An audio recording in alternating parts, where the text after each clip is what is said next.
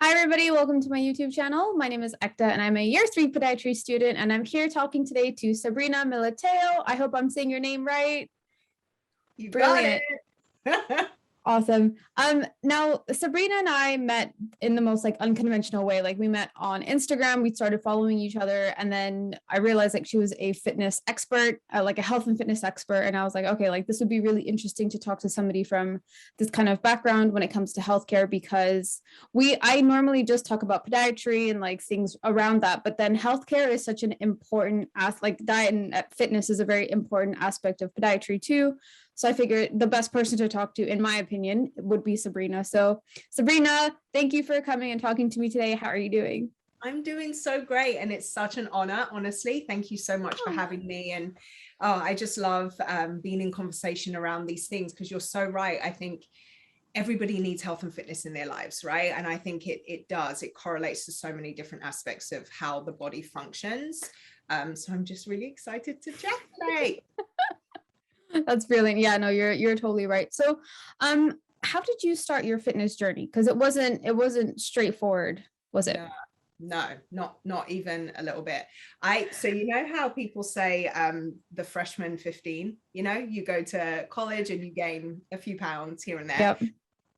It was the freshman 100 for me. I went to Wow. university, I gained 100 pounds. And it was just, it was bad all around. So my fitness journey actually started in a desperate state of trying to lose weight. And in that kind of approach, that desperation kind of approach, I did all the things. I tried all the diets. I ran. I hate running. I hate doing anything like that, but that's what I was supposed to do. So I would go running, and every diet known to man, it was like quick fix. It was I needed to lose weight right now. I tried fat burning pills, like everything. And so it took me 4 years to lose those 100 pounds. But in those 4 years, I also gained an eating disorder. I gained horrific self-image, self-esteem, no self-confidence. So that time was just a really, really dark time of my life. And it kind of escalated various childhood stuff, and it was just bad. It was just bad. So I got to my goal weight, as it were, and realized that I was still carrying all of this mental and emotional trauma, really. And I just exacerbated it with all these terrible practices. And so I got to a place where I was like, this isn't the way to do it. And I want to help other women who find themselves in the same position as me, either having gained weight or maybe they've always struggled with their weight, to be able to approach this in a healthy way, to be able to do this in a sustainable way, and one where they didn't lose themselves in the whole process. And so becoming a professional in the industry really had that as its backbone, of just wanting to advocate for other people that it didn't have to be as ugly as mine was. Oh wow, that's super vulnerable for you to say. And I think you've touched on so many fantastic topics of how mental health is tied into your fitness. It's a very symbiotic relationship. And you've also struggled with it. It wasn't just, oh, I've picked this diet. Oh, and it's great for me. And I've also picked this exercise regimen. And that's also miraculously worked out well for me. You've gone through that trial and error. So what, after out of all that trial and error, what was your most what was the one thing that you're like, nope, this is not for me, do not try this? Oh gosh, dieting in general. And I'm not anti-diet, some people are very kind of impassioned about that, which is great, each to their own. But I would much rather be for something than anti something, so I'm much more for holistic living, eating food as human beings have evolved to eat them. I was reading an article, on side note, I was reading an article the other day, and they were talking about human beings are the only creatures that do not eat the diet from which they evolved. And it was so fascinating to me, because then I started thinking, and I was like, yeah, you don't see an obese lion. You don't see a penguin with diabetes. Do you know what I mean? That's a really good point. Yeah. So I was like, that's so interesting, because we've gone away from eating the food that, it's no coincidence that we live on planet Earth with all its abundance of resources in terms of plants and animals, if you're an animal eater, and seeds and nuts and all these things that grow naturally to sustain our life. And yet we've evolved into creating our own food, loosely said, things that have manufactured in labs and all that kind of stuff. So for me, it's not I'm not anti-diet. I'm just much more for eating food as we're supposed to eat it, fresh, as it occurs in nature as much as possible. And then just understanding where the food struggle begins, because I work with a lot of women that have a negative relationship with food, and I think we often attract who we are, right? So it's a very natural kind of this magnetic pull that we have for each other. So it's getting behind why those thought processes and that trauma kind of exists, in order to be able to break the pattern. Because it's not enough to just be, give someone a nutrition plan and give them some exercise programming and be like, okay, go off and do it. Because if that worked, we wouldn't have the obesity epidemic that we do, so it's really getting into the psyche of what is going on, why we soothe with food, why we kind of dive into those behaviors in the first place, in order to rewrite the narrative. Yeah, I like that, because it's not just food plus exercise. It's taking both those things and saying, okay, like why did you get to that place in the first place? Like what brought you to a point where you're eating food for comfort, or you're eating food to replace another emotion that you're not getting? Like you're kind of looking at it very holistically, which I really, really like, because and I don't know if like it would be beneficial to even go seek out counseling whilst you're changing your diet and exercise lifestyle. So I think, yeah, I think that's absolutely fabulous. So what do you do for yourself? Oh Lord, I think rituals are so important. I think rituals determine who you are in a lot of ways, like how you take care of you. And I just finished my workout, which is why I quickly put myself together. But my trainer, he was saying during the workout that look at your rituals and they'll tell you who you are. And I think it's so true. And so for me, I do a lot of personal development, kind of like reading books, listening to audiobooks, listening to podcasts. I pour into my mind of good messaging, and messaging that helps me understand why I struggle in the way that I do. Because don't get it twisted, like the creature that lives inside my head, who is very obnoxious and very loud and incredibly rude, she's still there. So I have to kind of reprogram what I'm hearing, because we spend the majority of the time with ourselves, right? And there's a lot of thinking that happens day to day. And so if I only had that voice, I wouldn't be able to sustain the positive behaviors that I engage in for myself. So I do a lot of kind of rewriting that messaging, a lot of affirmations. I have a gratitude practice. I meditate, not as much as I should, but I try to do that. And then movement is a big part of my life. Like I exercise to soothe, I exercise to get my frustrations out, I exercise to take care of me. It's become something that I hated doing, like when I was just running all the time, because I thought that's what you were supposed to do. I found ways to move that I really, really enjoy, and that kind of give me that, again, that narrative, a different conversation, that I'm strong, that I'm powerful, that I can do hard things, that I like quitting is not part of the equation. So really taking care of me is, I've begun to understand how much of a difference it makes everywhere. It's not just me staying in tip-top shape. No, the healthier I am mentally, emotionally, physically, I'm a better wife, I'm a better auntie, I'm a better friend, I'm a better business owner. Like I'm better everywhere when I'm taking care of myself. And I think the more that we can all kind of take that and really run with it and work harder on ourselves than we work anywhere else, then it affects everything else positively. Oh yeah, absolutely. Like it will have a ripple effect. I totally agree with you. Was it difficult confronting all those like inner demons, let's say, before like on your journey? Like what that like that must not have been easy.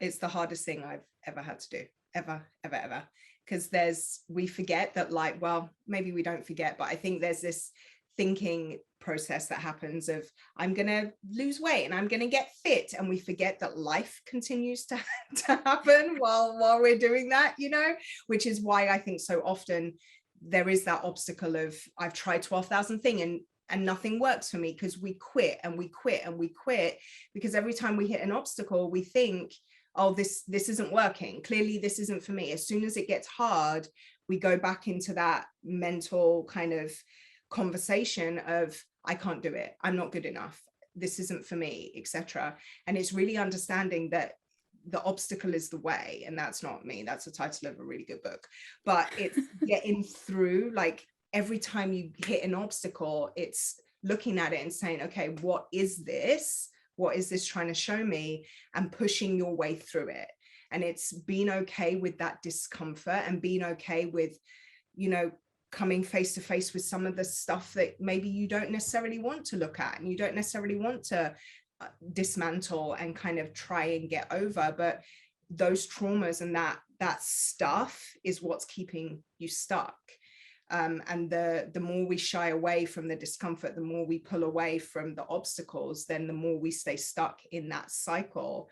So it really is understanding that, embracing the hard and pushing through the things that we don't think we can is like, everything we want is on the other side of that, like, just a small example, say for example, weight loss is a goal and nutrition is the Achilles heel, and say you get intense cravings, you're really good for like 3 weeks, you're killing it, everything's going great, you're seeing a little bit of weight loss, everything's fantastic, and then and then you get this intense craving, maybe it's your time of the month, or maybe it's just whatever, but you get this craving for chocolate cake, and you're like, oh my gosh, like, but balance, everyone talks about balance. So I've been really good for 3 weeks, so I'm going to eat this chocolate cake. And before you know it, the chocolate cake turns into a meal out, turns into you eating like crap for 3 weeks, and then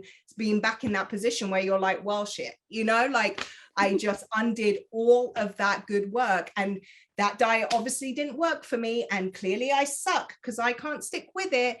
But I need to get it together, because I don't feel good the way that I am. And then the cycle continues. And it's understanding that when you hit that obstacle of that craving, and I should have the treat because I deserve it, like, that's an obstacle that's telling you, prove to me that you really want what's on the other side of this, right? And it's been okay with missing out, or just understanding where your triggers are, and being committed enough to what it is that you're trying to achieve, that you're going to walk through that fire of not having, etc., and not letting your brain make you believe, well, everybody else can have it, why can't I? It's like, well, for right now you can't. That doesn't mean that you can't forever, but if you stay in that cycle, then you can't forever, Yeah, no, I completely understand what you're saying. And a lot of that like hit home, because I'm so that person. I'm just like, oh, you know what? It's that time of the month. I'm just gonna have that cake. It's like that. It's such a comfort thing for me. Like, I'm genuinely like, I'm a comfort eater. I love food. I really, really love food. And Same. with trying to like change that lifestyle from just binge eating, or binge eating chocolate, or just eating lovely like Chinese food and lovely Indian meals. I like, it was so hard for me. And I just gave up on my diet so quickly. And it's kind of like, I think partly what that has to do with is just setting too big of a goal for myself. And I believe that is so true with a lot of people, is when you have like big or like really high marks that you're setting for yourself and you don't reach it, the pitfall of that, or like the negative repercussion from that, is just, it just hits so much harder. Yeah. So do you recommend like setting like doing it in baby steps, or do you think lifestyle changes just throw Gosh, everything out? it really just depends on the person and how you kind of mentally kind of go through the process. For me, and this is true, again, I attract who I am, so this tends to be true for a lot of people that I work with. Balance is BS. And that's one of the things that we talk about a lot within my community of clients, is that balance is BS. With people like me who are binge eaters, who still have to struggle with that negative relationship with food sometimes, who have had like binge eating disorders. I have bulimia. It's like understanding that to get what we want, which means feeling really good in our skin, it's not necessarily about the weight, it's about the life that weight is stealing from you, right? So it's not just the weight, it's how you don't want to be in family pictures, how you don't want your spouse to touch you, how you just feel that like, I want to crawl into my own skin because I'm so uncomfortable with how I am. So with people like that, I say balance is BS. Like, stop listening to the advice from people that, as long as you're good 80% of the time, 20% of the time, live your damn life. It's like, okay, yes, that's the goal. We want to get there.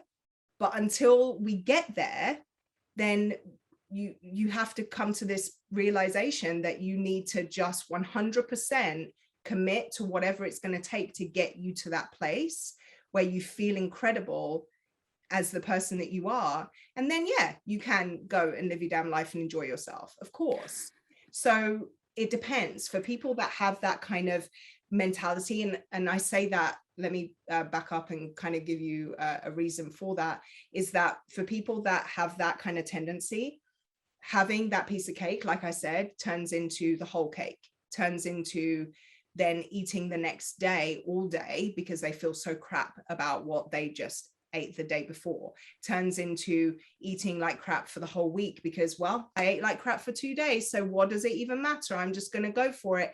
So it's because of that cycle that happens that we got to back up and be like, no, we're going to abstain. Like, you wouldn't tell an alcoholic that it's so balance is okay, you wouldn't do that, or a drug addict or a gambling addict or anybody who has an addictive tendency. You wouldn't tell them that 80-20, you wouldn't.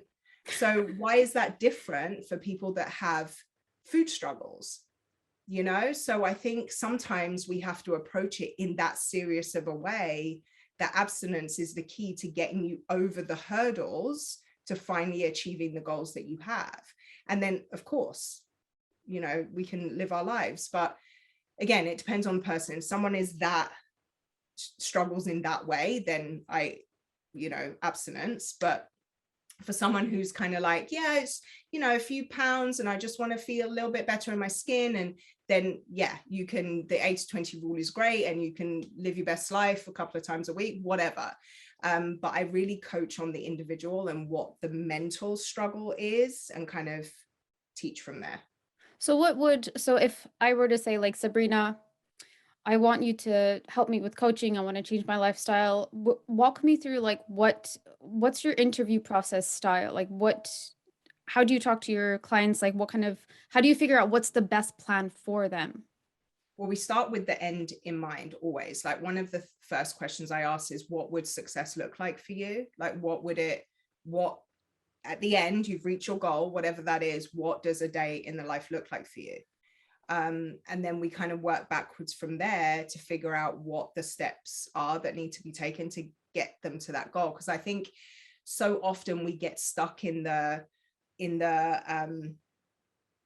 process of it, I guess. Like, this is what I have to do every day, and I have to meal prep, and I have to eat this and that and get this workout done and blah, blah, blah, that we forget that it's not willpower to do those things. It's not motivation to do those things that is the key. It's commitment to the end. It's commitment to the goal, whatever it is that you're working for. Like my husband today, because I got up, worked out much earlier than I usually would because we were going to chat, and he was just coming out of bed when I was done, and he was like, gosh, we need to figure out a way to bottle your willpower because everybody needs it. And I was like, it's not It's not willpower. It's not motivation. I'm just committed to what it is that I'm working towards. And that level of commitment helps me show up even when I don't want to. You know, today was cardio too, and I freaking hate cardio, but I still got up and did it because I'm committed to the end result.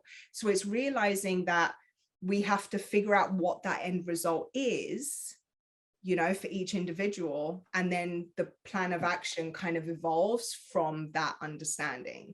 Because I think that's the missing piece with so many people. I don't know how many times a day I speak to women and they say, oh, I struggle with motivation. I'm just not motivated. Sabrina, how do you stay motivated? I'm like, motivation isn't the one. It's not motivation.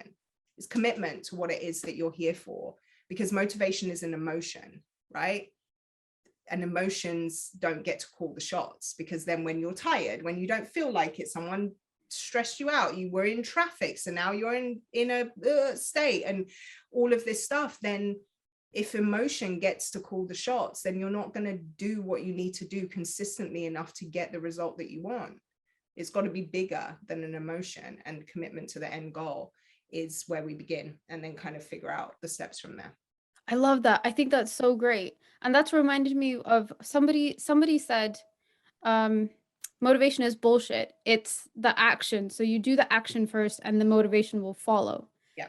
And that's, yeah, like that's a really good point. And I feel like so many people are just stuck on, oh, I don't have the motivation. Like you said, like that's such a good point, and such a valid point, that I feel like motivation is it's a bit of an overstatement, and it's a bit overused. And I think people comes after action for sure, just like you said. And it's similar to, and this is something that I try and remember for myself, like confidence too. We don't just have confidence doing things. We become confident because we do things.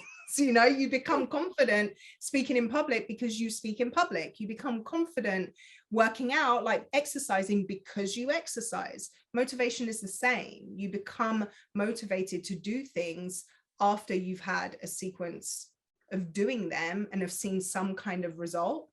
Then you become motivated to continue to take the action. I agree. That's a really, really good point. And I think, like, if we take a little bit of a deep dive on motivation, you're so right. Like, it is an emotion. It totally is an emotion. And I think it also kind of like, it puts people on a pedestal, and it puts goals on a pedestal that feel a little bit unattainable. So when you look at someone and you're like, wow, he's so motivated, you're already distancing yourself from like you being able to do this. Yeah. Like whatever you could do, or whatever I'm doing, like somebody else can do that too. But like when they start putting in things like, oh, that person is so motivated, or that person is so confident, like I could never do that. Like you're instantly just shutting yourself down. And it's like, why do you hate yourself? Like, stop doing that.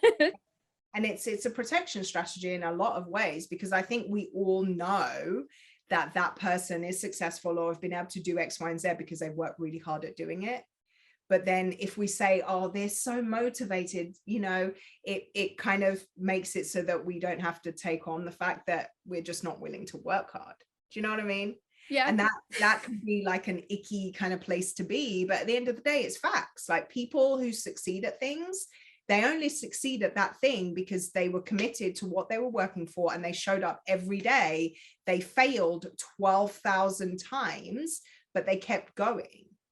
That's the only thing that separates the successful from the unsuccessful. And it's just understanding that those people that have achieved whatever it is that you're striving for, weight loss, health, a certain qualification, a certain level of education, business success, whatever, they're not more skilled or special than you. They just made a decision and kept going until they reached the goal. That's it. Yeah. It's honestly, it's as simple as that. And if you look at it like that, it's much nicer than like putting someone up on a pedestal. Yeah.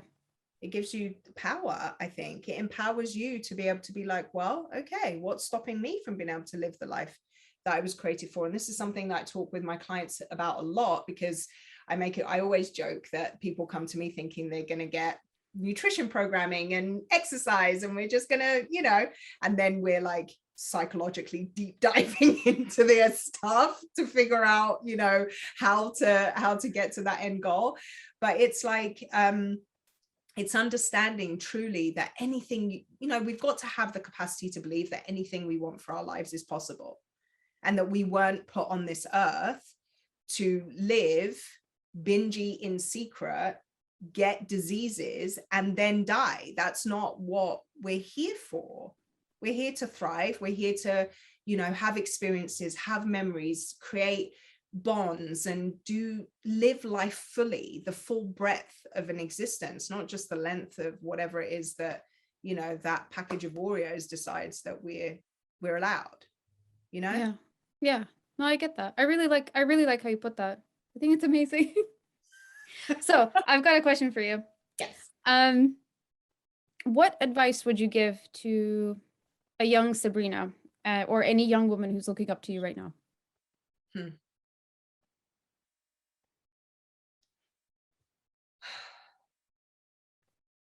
I think there's two things that I would say, and it's identify your bullshit.